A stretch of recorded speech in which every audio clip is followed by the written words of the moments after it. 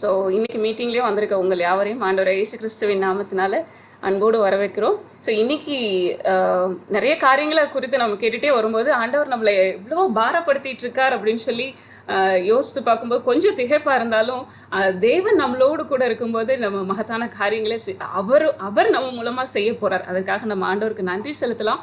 So இன்றைக்கி நம்ம பார்க்க போகிற டாபிக் வந்து ஃபிஷர்ஸ் ஆஃப் மென். மனிதர்களை பிடிக்கிறவர்களாக நம்மளை இருக்கணும் அப்படின்னு சொல்லிட்டு ஆண்டவர் எக்ஸ்பெக்ட் பண்ணுறார். ஸோ இன்றைக்கி நம்ம ஒரு ஃபிஷர் மேனோட வாழ்க்கையிலிருந்து சில காரியங்களை நம்ம கற்றுக்கொள்ள போகிறோம். அதுக்கு முன்னாடி சில காரியங்களை மட்டும் நம்ம பார்ப்போம். ஓகே, ஸோ இதை நம்ம எங்கே பார்க்குறோம்? இந்த மெயின் வசனம், இந்த வசனம் நம்ம எல்லாருக்கும் நல்லா தெரியும். எங்கே பார்க்குறோம் அப்படின்னு சொன்னால் மத்தேயு எழுதின சுவிசேஷம் 4வது அதிகாரம் 19வது வசனத்தில் இப்படி சொல்லப்பட்டிருக்கு, என் பின்னே வாருங்கள், கம் ஃபாலோ மீ, என்ன ஃபாலோ பண்ணுங்க, I will make you fishers of men. So இந்த மேக்கிங் ப்ராசஸ் அப்படின்னு சொல்லி நம்ம பார்த்தோம் அப்படின்னா நம்ம நிறைய நேரம் யாரையும் ஃபாலோ பண்ணிட்டு சில நேரத்தில் மனுஷங்க என்ன பண்ணுவாங்கன்னா, ஐயோ இவங்களை ஃபாலோ பண்ணோம், ஆனால் இவரை பார்த்துட்டு அவங்க ஏதாவது ஒரு சின்ன தப்பு செஞ்ச உடனே அப்படி டிப்ரெஸ் ஆகி நான் எவ்வளோ நம்பினேன் அந்த மனுஷனை, ஆனால் அவங்க இப்படி இருந்ததுனால என்ன அவங்கள ஃபாலோ பண்ணுறதையும் விட்டுட்டு அவங்க அந்த செய்துட்டு இருக்கிற கிரியைகளையும் விட்டுட்டு அப்படியே ஸ்டாப் ஆகிறத நம்ம பார்க்குறோம். ஆனால் ஜீசஸ் கிரைஸ்ட் நம்மகிட்ட சொல்கிறது என்ன அப்படின்னு சொன்னால், என் பின்னே வாருங்கள், நான் உங்களை என்ன செய்வேன், மனுஷரை பிடிக்கிறவர்களாய் மாற்றுவேன் அப்படின்னு சொல்லிட்டு. ஸோ இது ஒரு இடத்துல தான் இருக்கா அப்படின்னு சொல்லி பார்த்தீங்கன்னா இல்லை, காஸ்பல்ஸில் மத்தேயுல இருக்கு, மார்க்கில் இருக்கு, லூக்கால இருக்குன்னு சொல்லி பார்க்குறோம். ஸோ ஆண்டவராக இயேசு கிறிஸ்து அவருக்குன்னு சொல்லி சீஷர்களை கூப்பிடும்போது அந்த மீன் பிடிக்கிற சீஷர்கள், ஓகே, பேதுரு, அந்திரேயா, யாக்கோபு, யோவான், ஸோ அவங்களுக்கு புரிகிற மாதிரி அவங்களுக்கு சொன்னால் எப்படி கரெக்டாக அவங்க ஹார்ட்டுக்குள்ளே போகுமோ அந்த மாதிரி வேர்டை, கேட்சிங் வேர்டை ஜீசஸ் கிரைஸ்ட் யூஸ் பண்ணதை நம்ம பார்க்குறோம். Follow me, I will make you fishers of men. அப்போது நீங்கள் நினைக்கலாம், அப்போ எனக்கும் இதுக்கும் என்ன சம்மந்தம் அப்படின்னு சொல்லி நீங்கள் நினைச்சீங்க அப்படின்னு சொன்னால் 1 பேதுரு 2வது அதிகாரம் 9வது வசனத்தில் ஆண்டவர் உங்களுக்கும் எனக்கும் ஒரு அதே மாதிரி ஒரு அழைப்பை வச்சிருக்கார். என்ன அப்படின்னு சொன்னால் அந்த வசனத்தை நான் வாசிக்கிறேன். ஸோ இன்னைக்கு நான் வந்து ஜெய்சனானே நிறைய ரெஃபரன்ஸோட வசனத்தையும் அப்படியே போட்டிருப்பாங்க, ஆனால் நான் இன்னைக்கு வந்து நிறைய ரெஃபரன்சஸ் மட்டும்தான் போட்டிருக்கேன். So please take your Bible, உங்கள் கையில் உங்கள் பைபிள் வச்சுக்கோங்க, டைரி வச்சுக்கோங்க, பென் வச்சுக்கோங்க, கட்டாயம் ஃபாலோ பண்ணிகிட்டே வாங்க, எழுதிட்டே வாங்க. ஆண்டவர் நம்மோடு கூட பேசுவாராக. ஸோ 1 பேதுரு 2வது அதிகாரம் 9வது வசனம் இப்படி சொல்லுது, எடுத்துக்கலாம் எல்லாரும். உங்களுக்காக நான் வாசிக்கிறேன். நீங்களோ உங்களை அந்தகாரத்தில் நின்று தம்முடைய ஆச்சரியமான ஒளியின் இடத்துக்கு வரவழைத்தவருடைய புண்ணியங்களை அறிவிக்கும்படிக்கு தெரிந்து கொள்ளப்பட்ட சந்ததி. ஸோ நம்மளுக்கு நல்லா தெரியும், இந்த கிளஸ்டர் இந்த மீட்டிங், ஒய்ஆர்பி மீட்டிங் ஸ்டார்ட் பண்ண புதுசுலேருந்தே உங்களுக்கு இந்த வேர்டு திரும்ப திரும்ப வந்திருக்கும். நீங்கள் என்ன தெரிந்து கொள்ளப்பா, நான் தான் உங்களை தெரிந்து கொண்டிருக்கேன் இதில் அப்படின்னு சொல்லி ஆண்டவர் அடிக்கடி இந்த வார்த்தையை வந்து உங்களுக்கு சொல்லிகிட்டே வந்திருப்பார், ஞாபகப்படுத்திகிட்டே வந்திருப்பார். ஸோ இங்கே அதே தான் நம்ம பார்க்குறோம். வரவழைத்தவருடைய புண்ணியங்களை அறிவிக்கும்படிக்கு தெரிந்து கொள்ளப்பட்ட சந்ததியாயும் ராஜரிகமான ஆசாரிய கூட்டமாயும் பரிசுத்த ஜாதியாயும் அவருக்கு சொந்தமான ஜனமாயும் இருக்கிறீர்கள் அப்படின்னு சொல்லிட்டு அந்த வசனம் சொல்லுது. அப்படின்னா ஆண்டவர் வந்து அன்னைக்கு பேதுருவையும் யாக்கோபையும் யோவானையும் கூப்பிட்ட அதே தேவன் இன்னைக்கு நம்மளை ரட்சித்து அபிஷேகித்து இந்த உலகத்தில் வச்சிருக்கார் அப்படின்னு சொன்னால் அவருடைய மகா பெரிய பணியை செய்யும்படியாக தான் இந்த உலகத்தில் வச்சிருக்கார். அப்போ உங்களுக்குள்ள நிறைய கொஸ்டின்ஸ் வரும், நான் எப்படி செய்கிறது, நானே நிறைய விஷயங்களில் வந்து இன்னும் சோர்ந்து போயிடுறேன், இன்னும் பலவீனமாக இருக்கேன், என்னால் அவ்வளோ தைரியமாக போய் ஆண்டவருடைய சுவிசேஷத்தை சொல்ல முடியல, நான் தப்பாக சொல்லிட்டேன்னா என்னை பற்றி என்ன நினைப்பாங்க, இப்படிலாம் நிறைய கொஸ்டின்ஸ் இருக்கும். இன்னைக்கு ஆண்டவர் அது எல்லாவற்றுக்கும் நம்மளுக்கு பதில் கொடுப்பாராங்க. ஸோ ஆண்டவர் சொல்றது, யூ ஃபாலோ மீ. நீங்கள் வேற யாரையோ ஃபாலோ பண்ணணும்னு அவசியம் இல்லைப்பா. உன் கையில் நான் வேத புத்தகத்தை கொடுத்துருக்கேன், அதை ரீட் பண்ணும்போது நீ என்ன ஃபாலோ பண்ணுறதுக்கு தேவையான எல்லா விஷயங்களையும் நான் அதில் எழுதி வச்சிருக்கேன். யூ ஜஸ்ட் ஃபாலோ மீ அப்படின்னு சொல்கிற அதே ஆண்டவர் எப்படி நம்ம ஃபாலோ பண்ணணும் அப்படின்னு சொல்லிட்டு மார்க்கு சுவிசேஷம் 8வது அதிகாரம் 34வது வசனத்தில் சொல்றாரு. எடுத்துக்கலாம், மார்க்கு 8வது அதிகாரம் 34வது வசனம். அந்த வசனம் இப்படி சொல்லுது, ஜனங்களையும் தம்முடைய சீஷர்களையும் தம்மிடத்திலே வரவழைத்து அழைத்து, ஒருவன் என் பின்னே வர விரும்பினால், so it is a condition, okay, நீங்கள் வர விரும்பினா கட்டாயமாக பிடிச்சி புல் பண்ணலை. வர விரும்பினால் அவங்க என்ன செய்யணுமா, அவன் தன்னை தான் வெறுத்து தன் சிலுவை எடுத்துக்கொண்டு என்னை பின்பற்ற கடவன். என்ன ஃபாலோ பண்ணு. ஸோ உன்னோட கிராஸை எடுத்துகிட்டு நீ என்னை ஃபாலோ பண்ணு. ஸோ உங்களை போட்டு கஷ்டப்படுத்தி நொறுக்கி அப்படியெல்லாம் கிடையாது. ஸோ எவ்ரி பர்சன், ஒவ்வொரு விசுவாசிக்கும் ஆண்டவர் நம்ம போக வேண்டிய பாதை ஒன்று வச்சிருக்காரு. ஸோ நம்ம இப்படி தான் போக முடியும். நம்மளுடைய கிராஸை எடுத்துகிட்டு நம்மளுடைய சுயத்தை வெறுத்து தன்னைத்தான் வெறுத்து எனக்கு இதுதான் இன்ட்ரெஸ்ட்னு சொல்லி நம்ம இவ்வளோ நாள் நிறைய நினச்சிட்டு இருந்திருக்கலாம். ஆனால் அது எல்லாத்தையும் ஆண்டவருடைய சமூகத்தில் வச்சுட்டு ஆண்டவர் எனக்குன்னு சொல்லி என்ன வச்சிருக்காரோ அதை நான் எடுத்துட்டு போனோம் அப்படின்னு சொல்லிட்டு ஆண்டவர் நம்மகிட்ட எக்ஸ்பெக்ட் பண்றாங்க. ஸோ மத்தேயு 11வது அதிகாரத்தில் நீங்க பார்த்தீங்க அப்படின்னு சொன்னா ஆண்டவர் ரொம்ப அழகா, நீங்க யாரும் பயப்பட வேண்டாம் அப்படின்னு சொல்லிட்டு அந்த வசனத்தை அழகா எழுதி வச்சிருக்காங்க. அந்த வசனம் எடுத்துக்கலாம். மத்தேயு 11வது அதிகாரம் 29வது வசனமும் 30வது வசனத்துலையும் நீங்க பார்த்தீங்க அப்படின்னு சொன்னா, நான் சாந்தமும் மனத்தாழ்மையுமா இருக்கிறேன், என் நுகத்தை உங்கள் மேல் ஏற்றுக்கொண்டு, என் நுகத்தை ஏற்றுக்கொள்ளுங்க, என்னிடத்தில் கற்றுக்கொள்ளுங்கள், அப்பொழுது உங்கள் ஆத்துமாக்களுக்கு இளைப்பாறுதல் கிடைக்கும். ஸோ இதை அந்த பாரம் சுமக்கிறவங்கெல்லாம் என்கிட்ட வாங்க அப்படின்னு சொல்லிட்டு இந்த வசனத்தை அப்படியே சொல்லுவார். ஸோ அப்போ அப்படி சொல்கிற தேவன் நம்ம யாரையுமே கொடுமைப்படுத்தி கஷ்டப்படுத்தி நீ இப்படி தான் இருக்கணும்னு சொல்லி கட்டாயப்படுத்துகிற தேவன் கிடையாது. நம்ம அவர்கிட்ட கற்றுக்கொள்ளும் போது ரொம்ப மென்மையாக நம்ம தவறும் பொழுது பக்கத்தில் நின்று ஒரு டீச்சர் மாதிரி பெரம்ப வச்சு அடிக்கிற மாதிரி இருக்க மாட்டார். கவுன்சில். ஓகே, நம்ம எப்பவும் தவறான வழியில் போனாலும் இல்லை இதுதான் பாதைன்னு சொல்லி நம்மளை கவுன்சில் பண்ணுற தேவன். மேபி ரொம்ப ரிபலியஸாக போனால் கொஞ்சம் ஒரு பிடிச்சு இழுப்பார். ஆனால் ஆண்டவர் நம்ம மேலே ரொம்ப அக்கறையுள்ள தேவன். ஒரு தகப்பன் தன்னுடைய பிள்ளைய அடித்து டேமேஜ் பண்ணணும்னு சொல்லி நினைக்க மாட்டாங்க. So he will come with you. Okay, உங்கள் கூட சேர்ந்து வருவேன் அப்படின்னு சொல்லி சொல்கிறார். நான் உங்களுக்கு எல்லாத்தையும் நானே கற்றுக் கொடுப்பேன் அப்படின்னு சொல்கிறாரு. ஸோ அதில் ரொம்ப அழகாக இருக்குது. மை பர்டன் இஸ் லைட், ரொம்ப லைட்டானது அப்படின்னு சொல்லிட்டு அழகாக சொல்கிறாங்க. ஸோ அப்புறம் யோவான் 12வது அதிகாரம் 26வது வசனத்தில் ரொம்ப பிடிச்சிருந்தது. ஆம்பிளிஃபைடில் நான் போட்டிருக்கேன். ஸோ நீங்கள் அதில் பார்த்தீங்க அப்படின்னு சொன்னால் அதில் அந்த வசனம், if any one serves me, ஒருவன் எனக்கு ஊழியம் செய்ய விரும்பினால் அவன் எப்படி இருக்கணும் அப்படின்னு சொல்லிட்டு அந்த வசனம் எழுதப்பட்டிருக்கு. எடுத்துக்கலாம். யோவான் 12வது அதிகாரம் 26வது வசனம். ஸோ தமிழில் வாசிக்கிறேன், இங்கிலீஷ் அங்கே இருக்கு. ஒருவன் எனக்கு ஊழியம் செய்கிறவனானால் என்னை பின்பற்ற கடவன். ஸோ நீங்கள் ஊழியம் செய்யணும்னு சொல்லி நீங்கள் ஆசைப்படுறீங்க, ஆண்டவர் உங்களை அழைச்சிருக்காருங்கிற அந்த நிச்சயம் இருக்குது, உங்களுக்குள்ள அந்த பேஷன் இருக்குது, ஆண்டவருக்காக நான் எதையாவது செய்யணும், ஆண்டவர் என்னை எடுத்து யூஸ் பண்ணணும்னு சொல்லி நீங்கள் அவ்வளோ ஆசையோடு கூட இருக்கீங்களே, அப்படி நீங்கள் விரும்புனீங்கன்னா நீங்கள் என்ன செய்யணுமா, ஊழியம் செய்கிறான என்னை பின்பற்ற கடவன். இயேசுசாமி சொல்கிறாங்க, என்னை பின்பற்ற கடவன், நான் எங்கே இருக்கிறேனோ அங்கே என் ஊழியக்காரனும் இருப்பான், ஒருவன் எனக்கு ஊழியம் செய்தால் அவனை பிதாவானவர் கனம் பண்ணுவார் அப்படின்றது. இந்த வசனத்தில் நீங்கள் இங்கிலீஷில் நீங்கள் பார்த்தீங்க அப்படின்னு சொன்னால் எப்படி ஃபாலோ பண்ணணுமா, வித்தவுட் ஹெசிடேஷன், போகலாமா வேண்டாமா இருக்கலாம், இப்படி கன்ஃபியூஸ்டாக இல்லாமல் ஹெசிடேட் பண்ணாமல் ஹோல்டு அவரை பிடிச்சிக்கோங்க, அவரை இருக்க பிடிச்சிக்கிட்டு அவருடைய எக்ஸாம்பிளை அவர் எப்படி நடந்தாரோ அதன்படி நடங்க. ஸோ ஈவன் இன் சஃபரிங்ஸில் அவர் எப்படி இருந்தார், ஸோ அந்த மாதிரி அவரை ஒரு எக்ஸாம்பிளாக செட் பண்ணி நீங்கள் ஃபாலோ பண்ணுங்க அப்படின்னு சொல்லி சொல்கிறாங்க. ஸோ ஜீசஸ் கிரைஸ்ட் இந்த உலகத்தில் வாழும்போது, மனுஷனாக வாழும்போது அவர் எப்படி இருந்தார் அப்படின்னு சொல்லி நம்ம கொஞ்சம் பார்த்தோம் அப்படின்னு சொன்னால் நம்மளுக்கு ரொம்ப பிரயோஜனமாக இருக்கும். யோவான் எழுதின சுவிசேஷம் 6வது அதிகாரம் 38வது வசனத்தில் நம்ம பார்க்கலாம்.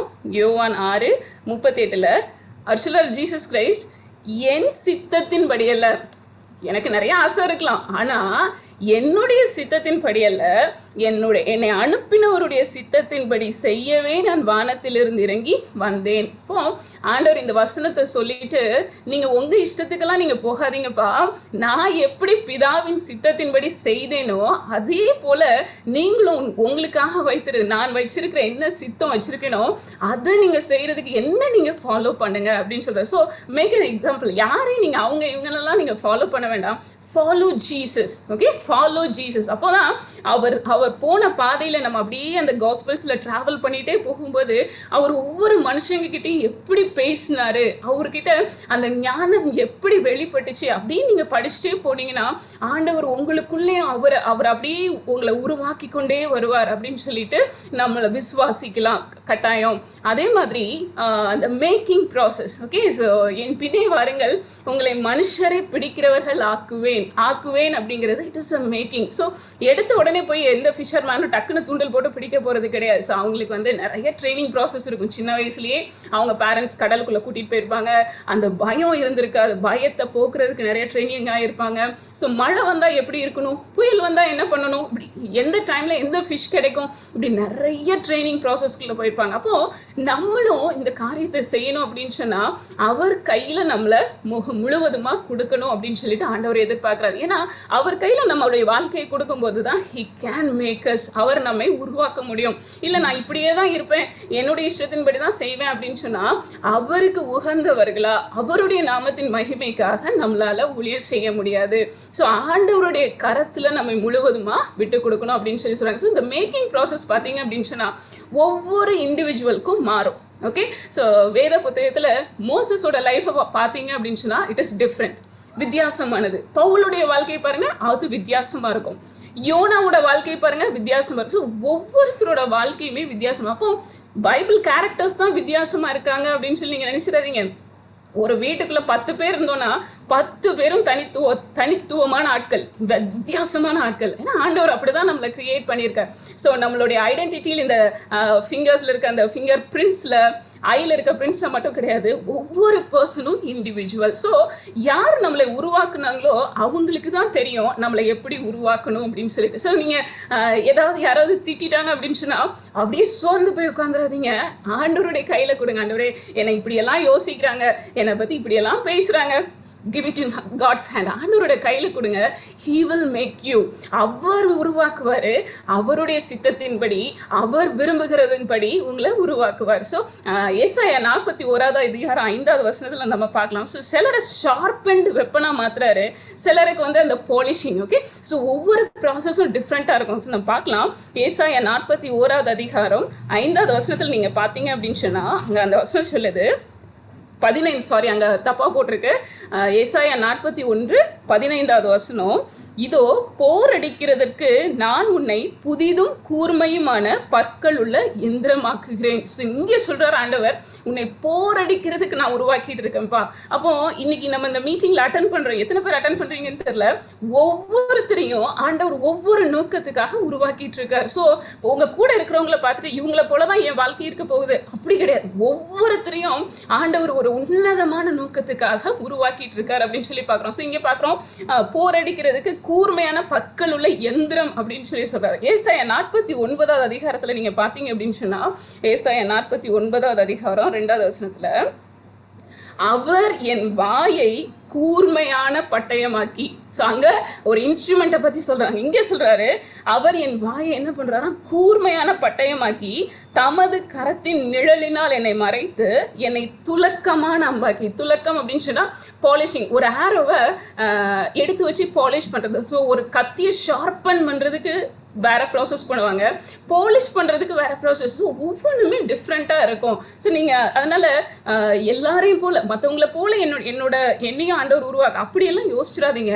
நீங்கள் ஒவ்வொருத்தரும் எவ்ரி சிங்கிள் பர்சன் நம்ம என்ன செய்யணும், ஆண்டவருடைய கரத்தில் என்னென்னா ஒப்பு கொடுக்கணும். அப்போ ஆண்டவர் என்ன செய்வாங்க, உருவாக்குவாங்க. ஸோ இப்படி உருவாக்கப்பட்ட ஒரு மனுஷன் தான் யார் அப்படின்னு சொன்னால் ஃபிஷர்மேன் பீட்டர். ஸோ இன்றைக்கி இவரை பற்றி தான் நம்ம பார்க்க போகிறோம். ஸோ இங்கே வந்து கொஞ்சம் நான் ஃபாஸ்ட்டாக போகிறேன், இட் இஸ் 7:30. ஓகே, ஃபிஷர்மேன் பீட்டரை பற்றி பார்க்குறோம். இது வரைக்கும் என்னோடய லைஃப்பில் நான் பீட்டரை வந்து ரொம்ப என்ஜாய் பண்ணி படித்தது கிடையாது. ஓகே, நான் டு பி ஹானஸ்ட் உண்மையாக ஒத்துக்கிறேன். ஏன்னா பழைய ஏற்பாட்டில் நம்மளுக்கு ரொம்ப பிடிச்ச டக்குன்னு மோசஸ் அப்படின்னு ஞாபகத்துக்கு வரும், இல்லைன்னா ஜாஷுவா ஞாபகத்துக்கு வருவார். அப்படி கொஞ்சம் இந்த சைடு வந்துட்டோன்னா பால் ஞாபகத்துக்கு வருவார். ஆனால் பீட்டரை வந்து நான் ரொம்ப, மேபி நீங்கள் எல்லோரும் நிறைய பேர் படிச்சிருந்துருக்கலாம், ஆனால் நான் ரொம்ப அட்மையர் பண்ணது கிடையாது. ஆனால் ஆவியானவர் இந்த வசனம் இந்த காரியங்களெல்லாம் காட்டி கொடுக்கும்போது என்னோட லைஃப்பில் I feel some changes. Okay, so இதே ஆவியானவர் உங்களோடு கூட இருந்து உங்களையும் மாற்றுவாராக. ஸோ எங்கெல்லாம் நம்ம வந்து சில விஷயங்கள்ல இதெல்லாம் என்னால் முடியாது அப்படின்னு சொல்லி நம்ம உட்கார்ந்துருக்கோமோ அந்த இடத்தையெல்லாம் ஆண்டவர் இன்னைக்கு நம்மளை முடியும்னு சொல்லி தூக்கி எடுத்து நிறுத்துவாராக. ஆமென். ஸோ லூக்கா 5:5 நம்ம எடுத்துக்கலாம். லூக்கா 5:5. ஸோ இங்கே பார்த்தீங்க அப்படின்னு சொன்னால் 5வது வசனத்தில் ஜீசஸ் கிரைஸ்டோட ஃபர்ஸ்ட் டைம் எப்போ என்கவுண்டர் அவருக்கு கிடைச்சிது, பீட்டருக்கு கிடைச்சிது அப்படின்னா யோவான் எழுதின சுவிசேஷம் 1வது அதிகாரத்தில் அவருடைய பிரதர் ஆண்ட்ரூ அந்திரேயா வந்து ஜான் த பேப்டிஸ்ட் யோவான் ஸ்நானகன் சொல்வாரு, இதோ ஆட்டுக்குட்டியானவர் அப்படின்னு சொல்லி காட்டி கொடுத்த உடனே அந்திரேயா அவர் பின்னாடி போயிட்டு ஜீசஸ் கிரைஸ்ட் தான் மேசியான்னு கண்ட உடனே என்ன பண்றாரு, ஓடி வந்து அவரோட பிரதர் பேதுருவை கூட்டிட்டு போறாரு. பேதுருவை கூட்டிட்டு போய் ஜீசஸ் கிரைஸ்ட் கிட்ட இன்ட்ரடியூஸ் பண்றதுக்காக கூட்டிட்டு போறாரு. ஸோ ஜீசஸ் என்ன பண்றாங்க, பேதுருவை பார்த்த உடனே நீ கேபாவா இருக்கிறாய் அப்படின்னு சொல்லிட்டு அவர் அழகாக சொல்லுவாங்க. ஸோ அந்த வசனத்தை நான் வாசிக்கிறேன் உங்களுக்கு. யோவான் எழுதின சுவிசேஷம் 1வது அதிகாரம் 40வது வசனத்தில் 41வது வசனம் சாரி, அவன் முதலாவது தன் சகோதரனாகிய சீமோனை கண்டு மேசியாவை கண்டோம் என்று சொன்னான். மேசியா என்பதற்கு கிறிஸ்து என்று அர்த்தமாம் அப்படின்னு சொல்லிட்டு அந்த வசனம் இருக்கு. ஸோ அப்படி நீங்கள் வாசிட்டு அந்த 42வது வசனத்தில் இயேசு சுவாமி சொல்கிறாங்க, அவனை இயேசுவின் இடத்தில் கூட்டிக் கொண்டு வந்தான். இயேசு அவனை பார்த்து, நீ யோனாவின் மகனாகிய சீமோன், நீ கேபா எனப்படுவாய்.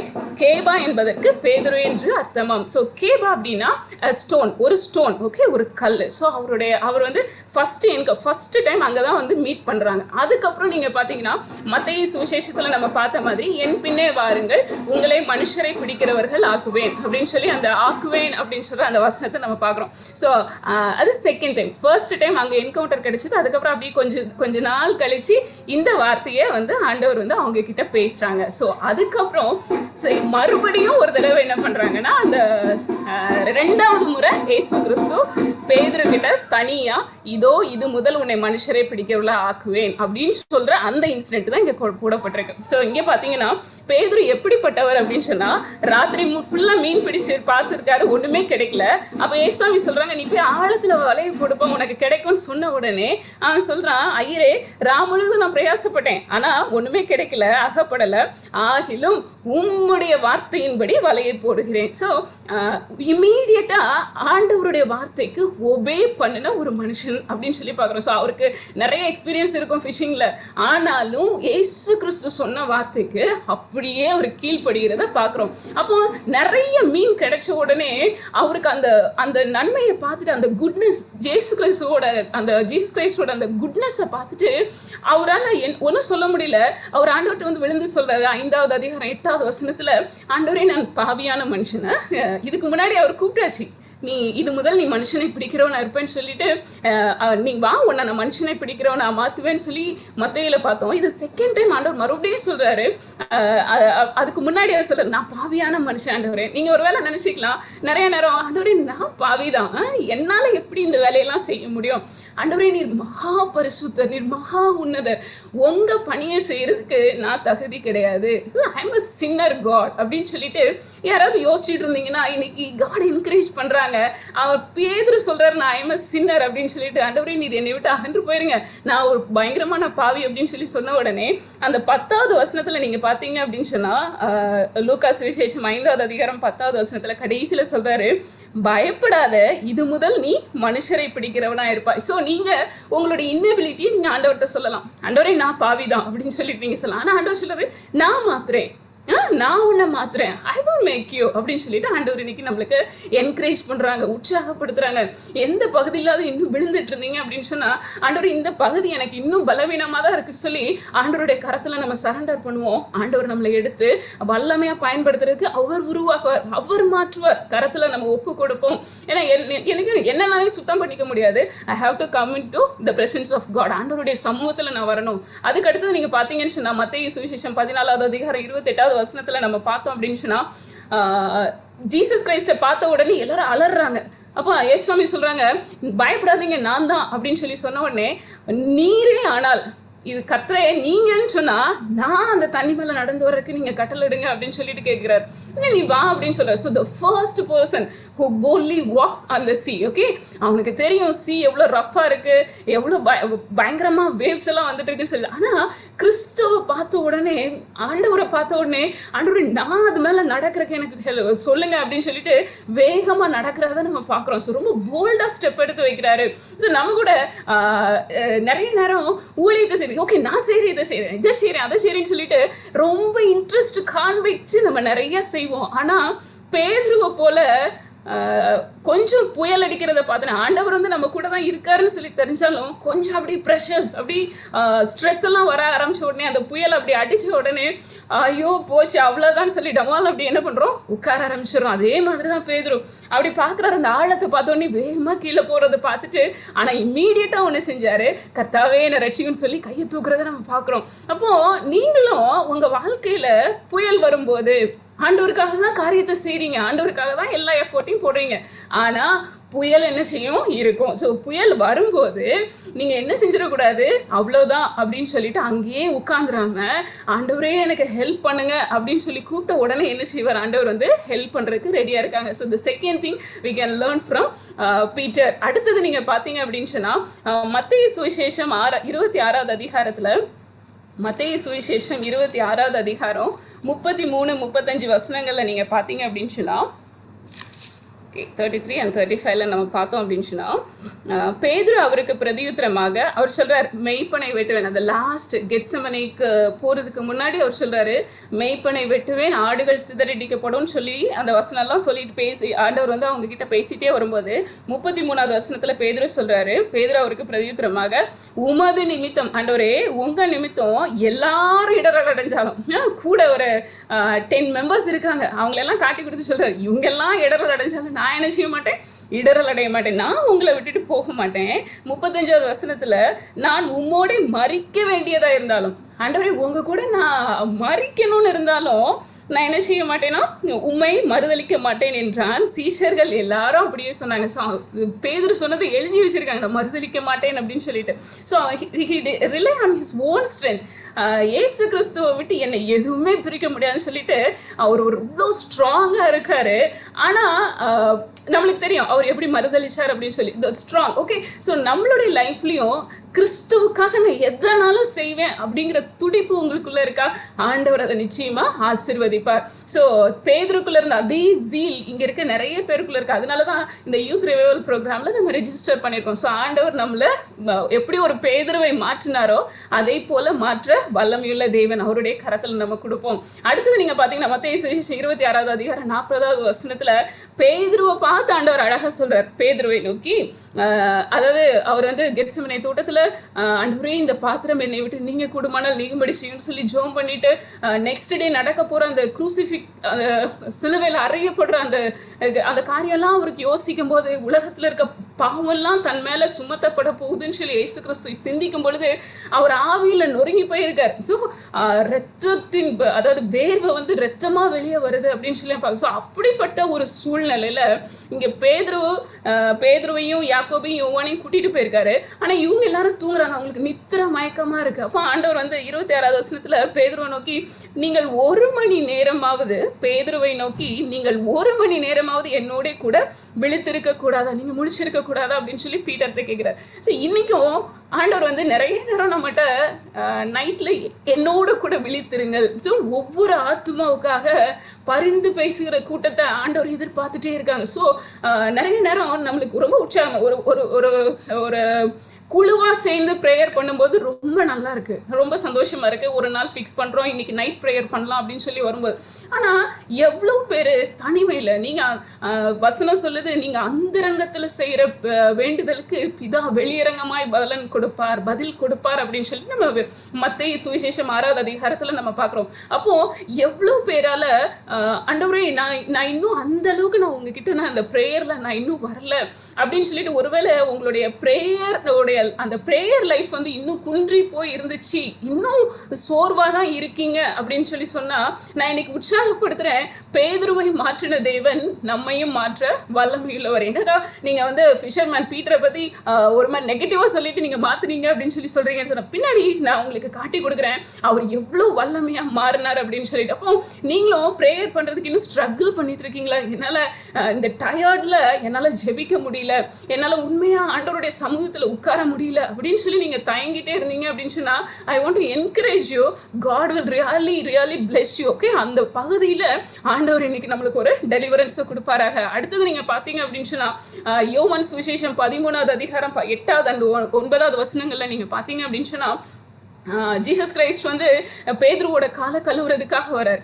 காலை கழுவுறதுக்காக வந்த உடனே அவர் சொல்றாரு, நீங்க என் காலெல்லாம் கழுவக்கூடாது. உடனே ஏசுவாமி சொல்றாங்க, நான் கழுவலன்னு சொன்னா எனக்கும் உனக்கும் சம்மந்தமே இல்லைப்பா அப்படின்னு சொல்லி சொன்ன உடனே அவர் சொல்றாரு, என் கால் மட்டும் இல்லாண்டவரே, என் காலு கை தலை எல்லாத்தையும் கழுவுங்க. உடனே இம்மிடியேட்டா அப்படி டக்குன்னு அப்படி மாறுறதை நம்ம பார்க்குறோம். அதே மாதிரி இயேசு கிறிஸ்து வந்து அந்த கெத்செமனே தோட்டத்தில் பிடிக்கும்போது அந்த போர் சேவகர் எல்லாம் வந்து நிற்கிறாங்க, வந்து பிடிக்கிறதுக்கு வந்திருக்காங்கன்னு சொல்லி தெரிஞ்ச உடனே அவர் கையில் பட்டயம் இருக்கு. அவருக்கு அது ஜீசஸ் கிரைஸ்ட் மேலே இருந்த அந்த அன்புல, அவர் மேலே இருந்த அந்த ஈர்ப்புல அவர் என்ன பண்றாரு, உடனே மல்குஸோட காதை வந்து வெட்டுறதை நம்ம பார்க்குறோம். ஸோ அந்த அளவுக்கு இயேசு கிறிஸ்துவை நேசித்த ஒரு நபர். நம்ம எல்லாருக்குள்ளேயுமே அந்த அந்த அன்பு இருக்கும். இயேசு கிறிஸ்துவை நம்ம ரொம்ப நேசிப்போம். அதனால தான் நம்ம ஆண்டவருக்காக எதையாவது செய்யணும்னு சொல்லிட்டு நம்மளுக்குள்ள அந்த வைராக்கியம் இருக்கு. ஸோ அதே மாதிரி உள்ள ஒரு நபர் தான். அதே மாதிரி மத்தேயு சுவிசேஷம் 16வது அதிகாரம் 16-17 நீங்க பாத்தீங்க அப்படின்னு சொன்னா அங்க வந்து ஜீசஸ் கிரைஸ்ட் அவரை பத்தி ஒரு சர்டிபிகேட் கொடுக்கறத நம்ம பாக்குறோம். மத்தேயு 16வது அதிகாரம் 16-17 வசனங்கள்ல சீமோன் பேர் அப்போ வந்து இந்த மனுஷங்கள்லாம் என்னை பற்றி என்ன சொல்கிறாங்க அப்படின்னு சொல்லி இயேசு கிறிஸ்து கேட்ட உடனே அவங்க நிறைய லிஸ்ட்டு போடுறாங்க. இவங்க உங்களை பற்றி தீர்க்கதரிசின்னு சொல்கிறாங்க, இந்த மாதிரிலாம் சொல்லிட்டு வராங்க. அப்போ ஜீசஸ் கேட்குறாங்க, நீங்கள் என்னை பற்றி என்ன சொல்கிறீங்க அப்படின்னு சொல்லி சீஷர்கள்கிட்ட கேட்ட உடனே அவர் சொல்கிறாரு 16வது வசனத்தில், சீமோன் பேதுரு பிரதியுத்தரமாக, நீர் ஜீவனுள்ள தேவனுடைய குமாரனாகிய கிறிஸ்து என்றான். உடனே இயேசு கிறிஸ்து சொல்கிறாங்க 17வது வசனத்தில், இயேசு அவனை நோக்கி, யோனாவின் குமாரனாகிய சீமோனே, நீ பாக்கியவான், மாம்சமும் இரத்தமும் இதை உனக்கு வெளிப்படுத்தவில்லை, பரலோகத்தில் இருக்கிற என் பிதா இதை உனக்கு வெளிப்படுத்தினார். He got a revelation from God the Father. Okay, பிதா உனக்கு வெளிப்படுத்தினார்ப்பா. இதை நீ உன்னோட வாயிலிருந்து நீ சாதாரணமாலாம் சொல்ல முடியாது. அப்போ இன்னைக்கு நானும் நீங்களும் இயேசு கிறிஸ்து தான் மெய்யான தேவன் சொல்லி நம்ம அறிந்து உணர்ந்து அவரோடு கூட நம்ம வாழ்றதுக்கு ஒப்பு கொடுத்துருக்கோம், அவருக்காக வாழ்றதுக்கு நம்ம ஒப்பு கொடுத்துருக்கோம் அப்படின்னு சொன்னா இது நம்மளா உண்டாக்குனது கிடையாது. இது தேவனுடைய ஈவு. இந்த உலகத்துல ஆண்டவர் ஒவ்வொரு சந்ததியிலையும் அவருக்காக ஆட்களை சூஸ் பண்ணி எடுக்கிறாரு, அவருடைய பணிக்காக ஆட்களை தெரிந்து கொள்றாரு அப்படின்னு சொல்லி நம்ம பார்க்குறோம். அப்போ இந்த ஜென்ரேஷன்ல தேவன் உங்களையும் என்னையும் அதுக்காக தான் தெரிந்து கொண்டிருக்கிறார். ஸோ அவர் தெரிந்து கொண்டிருக்கிறார், அவர் நமக்கு வெளிப்படுத்தி இருக்கிறார். அதனாலதான் இன்னைக்கு நம்ம உட்கார்ந்து வேத புத்தகத்தை வச்சு நம்ம வாசிக்கிறோம், அதுல இருந்து ரகசியங்களை நம்ம கற்றுக்கொள்றோம். ஸோ நெக்ஸ்ட் நீங்க பாத்தீங்க அப்படின்னு சொன்னா மத்தேயு சுவிசேஷம் 16-18 நீங்க அதே அப்படி கண்டினியூவா நீங்க பாத்தீங்க அப்படின்னு சொன்னா, நீ பேதுருவாய் இருக்கிறாய், இந்த கல்லின் மேல் என் சபையை கட்டுவேன், பாதாளத்தின் வாசல்கள் அதை மேற்கொள்ளுவதில்லை. ஸோ ஃபர்ஸ்ட் நான் சொன்னேன், யோவான் எழுதின சுவிசேஷத்திலேயே அந்த என்கவுண்டர் வந்த உடனே நீ கேபாவா இருக்கிறாய் அப்படின்னு சொல்லி அந்த ஸ்டோன் ஓகே. ஸோ அவர் தான் கல்லு கிடையாது, நம்ம ஜீசஸ் கிரைஸ்ட் தான் தலைக்கல், அவர் மேலதான் சபை கட்டப்பட்டிருக்கு. ஸோ ஒவ்வொருத்தருமே 1 பேதுரு 2வது அதிகாரம் 4வது 5வது வசனங்களை நீங்க ரிலாக்ஸ்டா நீங்க வாசித்து பாருங்க. நம்ம எல்லாருமே அந்த ஆவிக்குரிய மாளிகையில ஜீவனுள்ள கற்களாய் இணைந்து கட்டப்பட்டு வருகிறோம். அப்போ நானும் நீங்களும் ஒரு லிவிங் ஸ்டோன். எப்படி கேபாவுக்கு பேதுருக்கு அந்த ஆசீர்வாதத்தை ஆண்டவர் கொடுத்தாரோ அதே ஆசீர்வாதத்தை நமக்கும் கொடுக்கிறார். ஸோ பாதாளத்தின் வாசல்கள் நம்மை மேற்கொள்வதில்லை அப்படிங்கிற அந்த காரியத்தை இந்த இதுல இருந்து நம்ம கற்றுக்கொள்ள முடிகிறது. நெக்ஸ்ட் பாத்தீங்க அப்படின்னு சொன்னா பேதுரு ரொம்ப பயப்படுற ஒரு மனுஷன், ரொம்ப மனுஷர்களை குறித்து ரொம்ப பயம். அதனாலதான் அந்த வேலைக்காரி வந்து நீயும் அந்த ஜீசஸ் கூட இருந்தல்ல அப்படின்னு சொல்லி சொன்ன உடனே அவன் மறுதளித்து அவர் யாருன்னே தெரியாதுன்னு சபிக்கவும் சத்தியம் பண்ணவும் தொடங்கினான் அப்படின்னு சொல்லிட்டு நம்ம வேதத்துல பாக்குறோம். ஸோ அந்த பயம் நிறைய நேரம் நம்ம அந்த கிளஸ்டர்லாம் பேசும்போது ஏன் சுவிசேஷத்தை சொல்றதுக்கு நம்மளுக்கு என்ன பிரச்சனை அப்படின்னா பயமா இருக்கு, ஷையா இருக்கு, நம்ம சொல்றது தப்பாயிருமோ அப்படிங்கிற அந்த ஒரு ஃபியர் இருக்கு அப்படின்னு சொல்லிட்டு ஸோ பீப்புள் நம்மளை ஒதுக்கிடுவாங்களோங்கிற பயம் இருக்கு. ஸோ நிறைய விதமான ஃபியர்ஸை நமக்குள்ள வச்சிருக்காங்க. அதில் ஒருவேளை சத்துரு நிறைய ஃபியர்ஸை கொடுக்கலாம், நம்மளே உருவாக்குன ஃபியர்ஸ் நிறைய இருக்கலாம். ஸோ இந்த மாதிரி பேதுருவும் ஒரு பயந்த ஒரு மனுஷன். எங்க ஜீசஸ் கிரைஸ்ட் அந்த பாடுகள்ல அந்த டைம்ல அவருக்கு தைரியம் இல்லை, நான் அவரோடு கூட இருந்தேன்னு சொல்றதுக்கு தைரியம் இல்லை. இதுதான் ஃபிஷர்மேன் பீட்டருடைய நிலைமை. ஆனா பென்டிகோஸ்டல் டேக்கு அப்புறம் ஓகே, ஸோ பெந்தேகோஸ்தே நாளுக்கு அப்புறம் அவருடைய வாழ்க்கை அப்படியே சேஞ்ச் ஆனதை நம்ம பார்க்குறோம். ஸோ ஃபிஷர் ஆஃப் மென், ஒரு ஃபிஷர் ஆஃப் மென்னா மாறினது எப்படி இருந்துச்சு அப்படின்னு சொன்னால் லூக்கா சுவிசேஷம் 5வது அதிகாரம் 10வது வசனத்தில் நம்ம பார்த்தோம், don't be afraid, from now on you will be fishing for people, மனுஷரை பிடிக்கிறவளை மாற்றுவேன் அப்படின்னு சொல்லி ஏசு கிறிஸ்து சொன்ன அந்த வசனம் அப்படியே நிறைவேறும் பாருங்க. யோவான் சுவிசேஷம் 21வது அதிகாரம் 3வது வசனத்தில் நீங்கள் பார்த்தீங்கன்னா ஏசு கிறிஸ்து வந்து மரிச்சார், உயிரோடு கூட வந்தார், எல்லாருக்கும் காணப்பட்டார், அதெல்லாம் இருக்கு. ஆனா கடைசியில் அவர் என்ன பண்ணார் அப்படின்னு சொன்னா அந்த காலை மறந்துட்டார். ஏசு கிறிஸ்து தனக்கு என்ன காலிங் வச்சிருந்தார் அப்படின்னு சொல்லி அவர் கொஞ்சம் அப்படி மறந்து தன்னுடைய பழைய வேலைக்கு போறதை பார்க்குறோம். யோவான் சுவிசேஷம் 21வது அதிகாரம் 3வது வசனத்தில் சீமோன் பேதுரு மற்றவர்களை நோக்கி மீன் பிடிக்க போகிறேன் என்றான். அதற்கு அவர்கள் நாங்களும் உம்முடனே வருகிறோம். ஸோ என்னோட பழைய வேலைக்கே நான் போறேன்ப்பா, இவ்வளோ நாள் மேசியான்னு ஒருத்தர் பின்னாடியே சுத்துறோம், இன்னைக்கு அவர் நம்மளை விட்டுட்டு போயிட்டாரு, ஸோ நான் என்ன பண்ண போறேன், என்னோட பழைய வேலைக்கே போறேன் அப்படின்னு சொல்லிட்டு அப்படியே வேலைக்கு போனாரு. ஆனா ஏசு கிறிஸ்து விடல. ஸோ நீங்களும் யாராவது ஆண்டவர் ஒரு நாள் ஒரு அழைப்பை கொடுத்துருப்பாரு, நீ இந்த பணியை செய்யின்னு சொல்லி உங்களுடைய இருதயத்துல பேசியிருப்பார், ஒரு வார்த்தையை கொடுத்து பேசியிருப்பார், இல்லை யாராவது ஒருத்தர் கொடுத்த மெசேஜ் மூலமா பேசியிருப்பார். ஒருவேளை நீங்க வந்து ஏதோ ஒரு காரியத்தை எக்ஸ்பெக்ட் பண்ணிட்டு ஒருவேளை பேதுரு நினைச்சிருக்கலாம் இந்த இஸ்ரவேல ஜீசஸ் கிரைஸ்ட் ரூல் பண்ண போறார் அப்படின்னு சொல்லி அவருக்கு வேற மாதிரி எல்லாம் தாட்ஸ் இருந்துக்கலாம். ஆனா அதெல்லாம் நிறைவேறாம இது வேற மாதிரி இருக்கே அப்படின்னு சொல்லி நினைச்சாரோ என்னவோ தெரியல, மறுபடியும் மீன் பிடிக்கிற நிலைமைக்கு போறதை பாக்குறோம். ஸோ ஒருவேளை பழைய நிலைமைக்கு அவர் திரும்பினாரு. ஆனா ஏசு கிறிஸ்து அவரை விடவே இல்லை பாருங்க.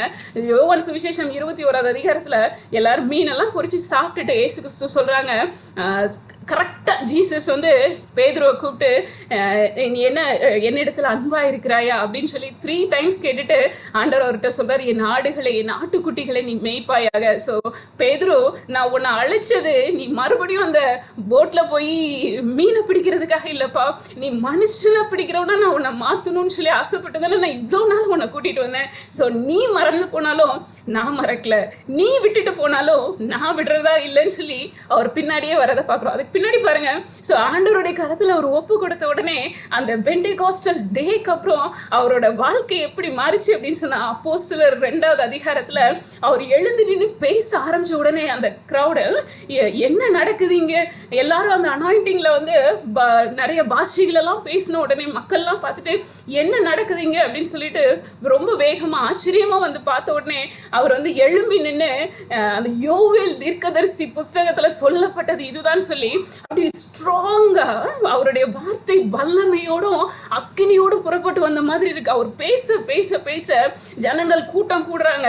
நீங்க அந்த பின்னாடி 41வது வசனத்துல பாத்தீங்க அப்படின்னு சொன்னா 38வது வசனத்துல சொல்றாரு, நீங்கள் மனம் திரும்புங்க, பாவ மன்னிப்புக்கென்று இயேசு கிறிஸ்துவின் நாமத்தினாலே ஞானஸ்நானம் பெற்றுக்கொள்ளுங்கள், அப்பொழுது பரிசுத்த ஆவியை பெற்றுக்கொள்வீர்கள் சொல்லி ஒரு பெரிய சர்மனை, ஓகே, ரொம்ப நேரம் கொடுத்தாரா எவ்வளவு நேரம் கொடுத்தாருன்னு தெரியல, ஆனா பயங்கர வல்லமையோடு கூட பிரசங்கம் பண்றாரு.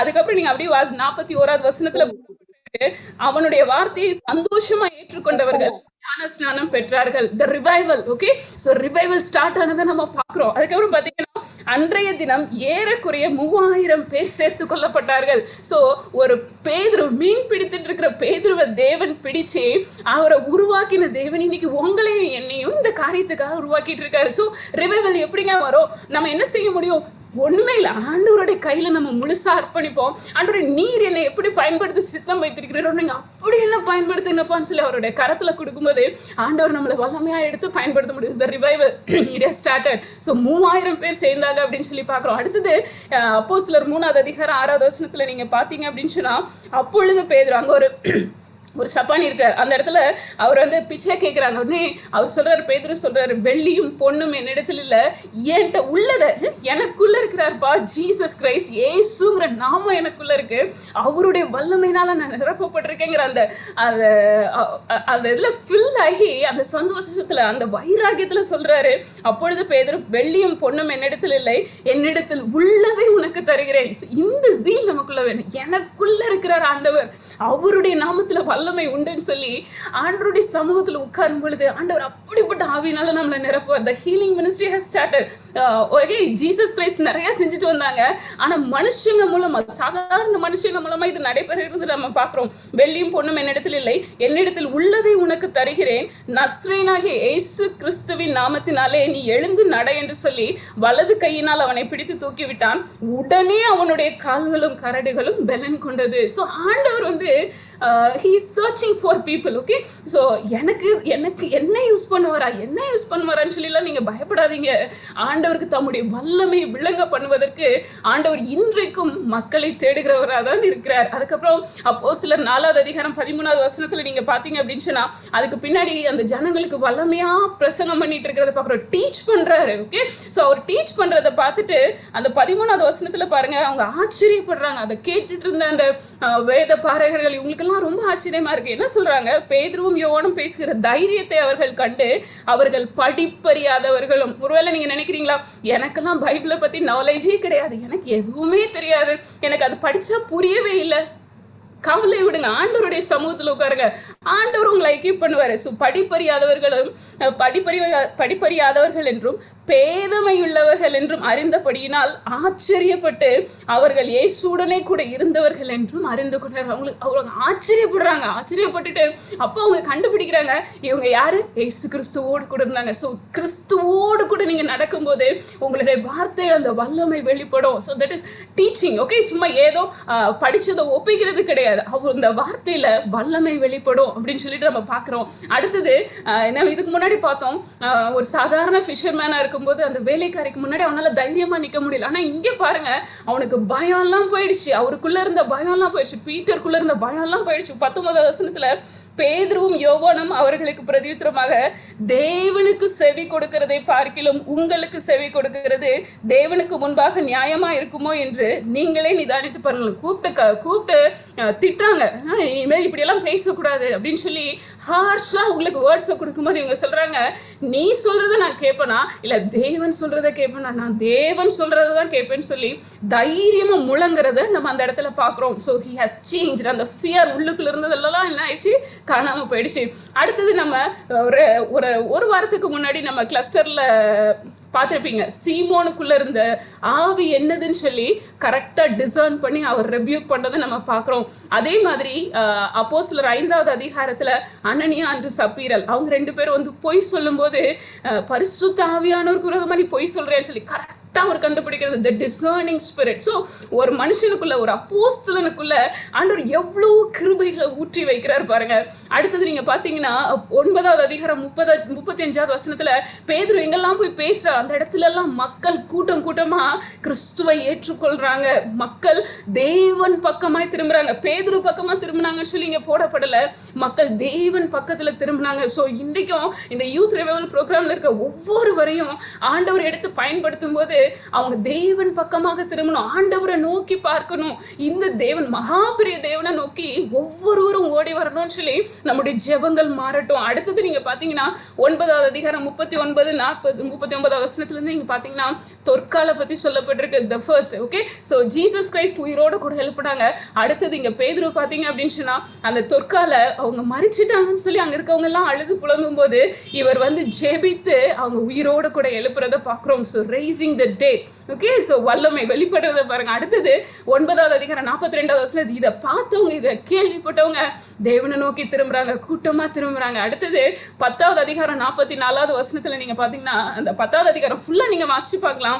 ஸோ அங்க தேவன் ஒரு விஷன் மூலமா அந்த புறஜாதிகளுக்கு நீ சுவிசேஷத்தை கொண்டுட்டு போகணும் அப்படின்னு சொல்லிட்டு ரொம்ப அழகா அவர் வந்து ஸ்ட்ரெஸ் பண்ணி சொல்றதை கேட்ட உடனே அவர் வந்து உடனே கீழ்ப்படிஞ்சு அங்க போறார். அங்க போய் அவர் ஃபர்ஸ்ட் ஸ்டார்ட் பண்ணும்போதே தேவனிடத்துல பட்சபாதம் இல்லை, எந்த மனுஷரை குறித்து அவருக்கு பட்சபாதம் இல்லைன்னு சொல்லி ஸ்டார்ட் பண்ணி அப்படியே பேசிட்டே வராரு. 44வது வசனத்துல நீங்க பாத்தீங்க அப்படின்னு சொன்னா அவர் பேசிட்டு இருக்கும்போதே பரிசுத்தாவியானவர் என்ன பண்ணாராம்? பொழிந்தருளப்பட்டார் அப்படின்னு சொல்லிட்டு பார்க்குறோம். 44வது வசனத்தை வாசிக்கிறேன்.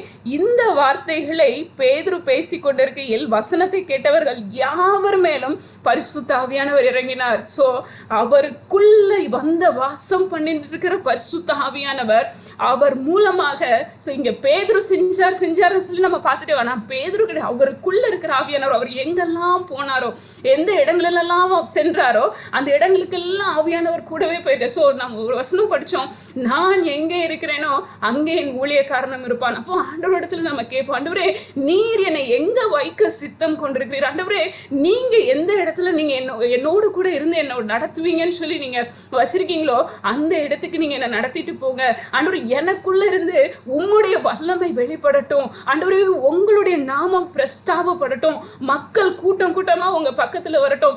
எப்படி அந்த ஆதி அப்போஸ்தலனாகிய பேதுருவை எடுத்து நீங்க பயன்படுத்துனீங்களோ அதே போல நீங்க எங்களையும் பயன்படுத்துங்க ஆண்டவரே. ஏன்னா வசனத்துல பாக்குறோம், இது உங்களுக்கு மட்டும் இல்ல, உங்களுக்கும் உங்கள் பிள்ளைகளுக்கும் உண்டான ஆசீர்வாதம்னு சொல்லிட்டு பரிசுத்த ஆவியானவரை குறித்து நம்ம பார்க்குறோம். அப்போ ஆவியானவருடைய அந்த அபிஷேகம், ஆவியானவருடைய அந்த ஊழியம், ஆவியானவருடைய வல்லமை ஒவ்வொருவருக்கும் உண்டானது. அப்போ அவருடைய கரத்துல நம்ம முழுமையாக அர்ப்பணித்து வாழும் பொழுது எப்படி ஒரு பேதுருவை தேவன் எடுத்து பயன்படுத்தினாரோ அதே போல நம்மையும் பயன்படுத்த வல்லமையுள்ளவர். ஸோ நீங்க பீட்டரோட லைஃப் முன்னாடி பாத்தீங்கன்னா முந்திரி கொட்டைன்னு சொல்லியிருந்திருப்பாங்க, எதுக்கு எடுத்தாலும் இவன் தான் துருதுருன்னு பேசிட்டு இருக்கான்னு சொல்லியிருப்பாங்க, யாராவது திட்டி இருந்திருப்பாங்க.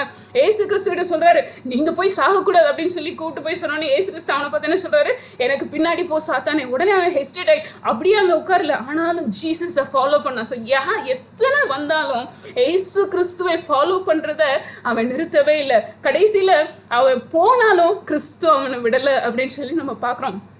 கடைசியா அவனுடைய வாழ்க்கையை குறித்து நம்ம பார்த்தோன்னா யோவான் 21வது அதிகாரம் 10வது வசனத்துல இந்த ஒரே காரியத்தை பார்த்து நம்ம ஜெபிக்கலாம். யோவான் 21வது அதிகாரம் 19வது வசனத்துல நீங்க பாத்தீங்கன்னு சொன்னா ஏசு கிறிஸ்து அவன் என்ன விதமான மரணத்தை சந்திப்பார் அப்படின்னு சொல்லிட்டு சொல்றாரு, ஃபாலோ மீ அப்படின்னு சொல்லிங்க பாருங்களேன். 18வது வசனத்திலிருந்து நான் வாசிக்கிறேன். நீ இள வயதுள்ளவனா இருந்த போது உன்னை நீயே அறை கட்டி கொண்டு உனக்கு இஷ்டமான இடங்களிலே நடந்து திரிந்தாய். நீ முதிர் வயதுள்ளவனாகும் போது உன் கைகளை நீட்டுவாய், வேறொருவன் உன் அறையை கட்டி உனக்கு இஷ்டம் இல்லாத இடத்துக்கு உன்னை கொண்டு போவான் என்று மெய்யாகவே உனக்கு சொல்லுகிறேன் என்றார். இன்ன விதமான மரணத்தினாலே அவன் தேவனை மகிமைப்படுத்த போகிறான் என்பதை குறிக்கும்படியாக இப்படி சொன்னார். அவர் இதை சொல்லிய பின்பு அவனை நோக்கி என்னை பின்பற்றி வா என்றார். எப்படி இருக்கு பாருங்க. ஸோ ஃபர்ஸ்ட் கூப்பிடும்போது நான் உன்னை ஃபிஷர்ஸ் ஆஃப் மென்னா நான் கூப்பிடுறேன், என்னுடைய பணிக்காக என்னுடைய மக்களுக்காக நான் உன்னை கூப்பிடுறேன்னு சொல்லி சொன்ன தேவன். ஸோ அவனுடைய வாழ்க்கையின் கடைசி காலத்தையும் அவனுடைய மரணத்துல கூட தேவனுடைய நாமம் மகிமைப்படும்படியா நீ இப்படிதான்ப்பா மறிக்க போறேன்னு சொல்லிட்டு மறுபடியும் சொல்றாரு, ஃபாலோ மீ.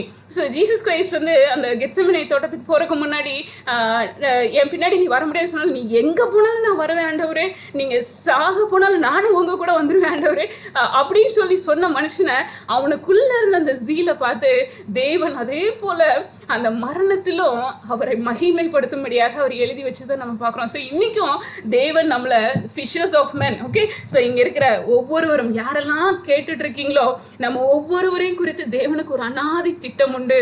ஸோ பேதுருவை தெரிந்தெடுத்து கூப்பிட்ட தேவன் நம்மளையும் தெரிந்தெடுத்து கூப்பிட்டுருக்காரு. நீங்கள் யோசித்து பாருங்க, உங்க கூட அன்னைக்கு யூத் மீட்டிங்ல நிறைய பேருக்கு வந்துருந்துருப்பாங்க. ரெட்ஷிப்பின் அனுபவம் ஒரு சிலருக்கு கிடைச்சிருந்திருக்கும், அதுல நீங்களும் ஒருத்தராக இருந்திருப்பீங்க. ஒரு மிஷனரி காலிங் கொடுக்கும்போது உங்க கூட நூற்றுக்கணக்கான பேர் இருந்திருப்பாங்க, அதுல ஒரு சிலர் கமிட் பண்ணியிருப்பாங்க, அதுல ஒரு நபர் நீங்களா இருந்திருப்பீங்க. அப்போ ஆண்டவருடைய சத்தத்தை வசனத்தின் மூலமா நீங்க கேட்டிருந்திருப்பீங்க. என்னை பின்பற்றி வா, என்னோட வா, என்னுடைய ஊழியத்தை செய்யும்படியாக வா, உன்னை மனுஷனை நான் பிடிக்கிறவன் நான் மாத்துவேன் அப்படின்னு சொல்லி சத்தத்தை கேட்டிருப்பீங்க. ஸோ இட் இஸ் ஒவ்வொருத்தருக்கும் அந்த அழைப்பு வந்ததுனாலதான் இன்னைக்கு நீங்களும் நானும் ஆண்டவரே இந்த ரிவைவல்ல எனக்கும் ஒரு பங்கு தாங்கன்னு சொல்லி நம்ம இங்க உட்கார்ந்துருக்கோம். ஆண்டவரத்தில் நம்ம கேட்போம், ஆண்டவரே நாங்கள் வாழ்ந்தாலும் நாங்கள் மரித்தாலும் உமக்காகவே நாங்கள் எங்களுடைய வாழ்க்கையை கொடுப்பதற்கு எங்களுக்கு கிருபை செய்யுங்க ஆண்டவரே. அப்பா நான் என்னுடைய வாழ்க்கையை நான் வெறுமையா என்னுடைய வாழ்க்கை கழிந்துடக்கூடாது, அதுல உம்முடைய நாமம் மகிமைப்படணும் ஆண்டவரே. ஆண்டவரே நீங்க என் மூலமாக நீங்க கிரியை செய்யணும் ஆண்டவரே. நான் ஒரு எம்டி பர்சனா இருக்கக்கூடாது ஆண்டவரே, என் மூலமாக உம்முடைய வல்லமை வெளிப்படணும் அப்படின்னு சொல்லிட்டு நம்ம ஆண்டவருடைய சமூகத்துல கேட்கலாமா? ஆண்டவரே என்னோடு கூட நீங்க பேசுங்க ஆண்டவரே, என்னோடு கூட நீங்க உறவாடுங்க ஆண்டவரே, என்னை உருவாக்குங்க ஆண்டவரே, என்னை நான் கமிட் பண்றேன் ஆண்டவரேன்னு சொல்லிட்டு அவருடைய கரத்துல நம்ம கமிட் பண்ணுவோம். ஒரே ஒரு பாடலே நம்ம பாடி ஆண்டவருடைய சமூகத்துல நம்ம அர்ப்பணிக்கலாம். வாழ்ந்தாலும் உம்மோடுதான், மரித்தாலும் உம்மோடுதான் சொல்ற அந்த அருமையான பாடலை நம்ம பாடி ஆண்டவருடைய சமூகத்துல நம்ம கமிட் பண்ணுவோம். நான் வாழ்ந்தாலும் உம்மோடுதான், மரித்தாலும் உம்மோடுதான். நான் வாழ்ந்தாலும் உம்மோடுதான், மரித்தாலும் உம்மோடுதான். உமக்காகத்தானே உயிர் வாழ்கிறேன், உம்மைத்தானே நேசிக்கிறேன். உமக்காகத்தானே உயிர் வாழ்கிறேன், உம்மைத்தானே நேசிக்கிறேன். வாழ்ந்தாலும் உம்மோடுதான், மரித்தாலும் உம்மோடுதான். ஆத்தும பாரத்தை தாருமையா, அபிஷேகத்தால் என்னை நிரப்புமையா. ஆத்தும பாரத்தை தாருமையா, அபிஷேகத்தால் என்னை நிரப்புமையா. வாழ்ந்தாலும் உம்மோடுதான், மரித்தாலும் உம்மோடுதான். நம்முடைய ஆண்டத்துல கேட்போம், ஆண்டவரே உண்மை போல என்னை மாற்றுங்க ஆண்டவரே. அப்பா பேதுரு ஆண்டவரே, அவனுடைய வாழ்க்கை ஆண்டவரே முந்தின சீரை பார்க்கல, அவனுடைய பிந்தின சீர் ஆண்டவரே அப்பா எத்தனை ஆண்டவர் நேர்த்தியாக மேன்மையானதாக இருந்ததோ தகப்பனே.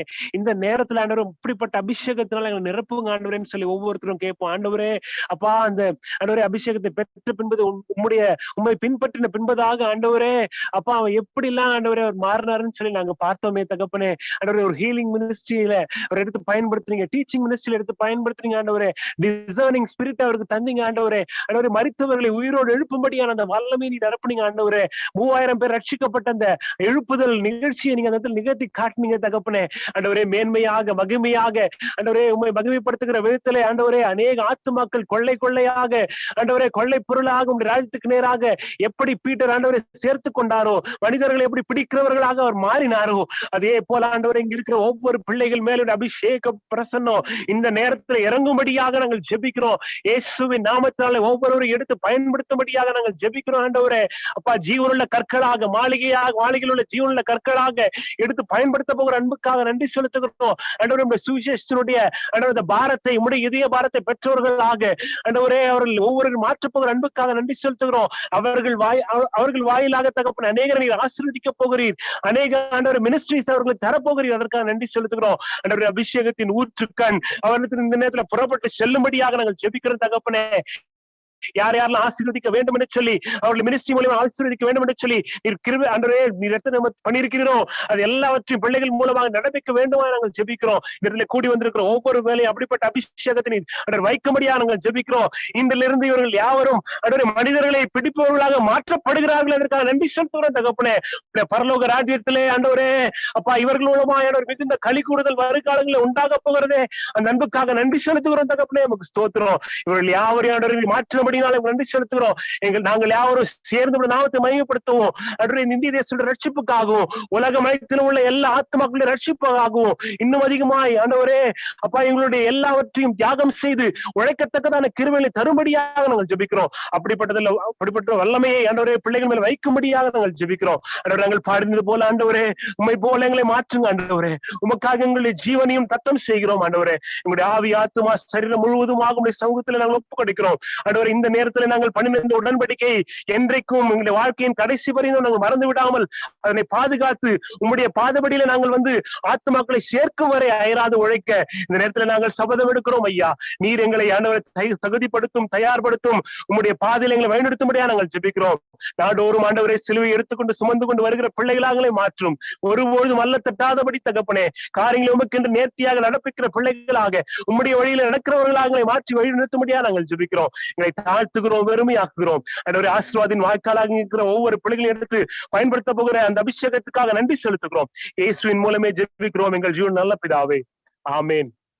எல்லாரும் சேர்ந்து சொல்லுவோம். என் ஆத்மாவே கர்த்தரை ஸ்தோத்திரி, என் முழு உள்ளமே அவருடைய பரிசுத்த நாமத்தை ஸ்தோத்திரி. என் ஆத்மாவே கர்த்தரையே ஸ்தோத்திரி, கர்த்தர் செய்த சகல உபகாரங்களையும் மறவாதே. ஆமென். ஆமென். God bless you.